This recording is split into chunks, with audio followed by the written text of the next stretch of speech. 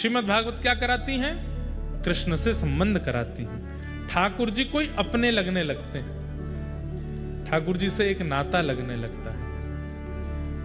कथा सुनने के बाद में कई लोगों को ऐसा होता है कि मंदिर जाते हैं ना, आंखों में अपने आप पानी आ जाता है, ठाकुर जी को देखेंगे अपने आप नेत्र सजल हो जाते हैं। ऐसा जिसके साथ भी होता है, ठाकुर जी को देख के धाम में जाकर के, वैष्णव को देख करके, कथा में आकर के, या भगवत संबंधी किसी भी चर्चा को सुनकर के नेत्र सजल होते हैं, उसके लिए ये पंक्तियां हैं। क्या?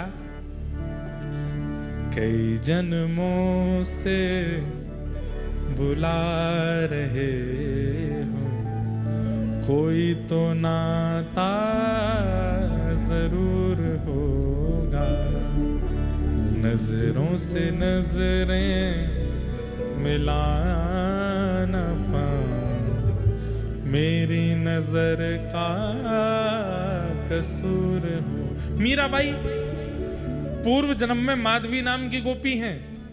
जब मीरा बनकर के आई मेड़ता में, बचपन से उनकी स्थिति ऐसी, कथा में जाती हैं रोती हैं, संतों को देखती हैं रोने लगती हैं, ठाकुर जी का विग्रह देखती हैं तो रोने लगती हैं। उनके घर वाले पूछते हैं मीरा तू रोती क्यों? बोले मुझे ही नहीं पता, इनको देख के रोना आता है बस। क्यों? क्योंकि हम नहीं समझ पाते हैं, पर ठाकुर जी से हमारा पूर्व का कोई नाता है, कोई संबंध है।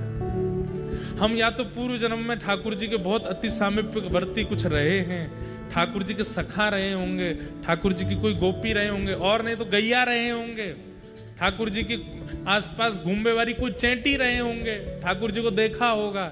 इसलिए अब उनकी लीला, चर्चा, गुण, ये सब सुनकर के भावुकता होती है चित्त में। क्योंकि हमारा शरीर नहीं जानता, आत्मा तो एक ही रहती है ना।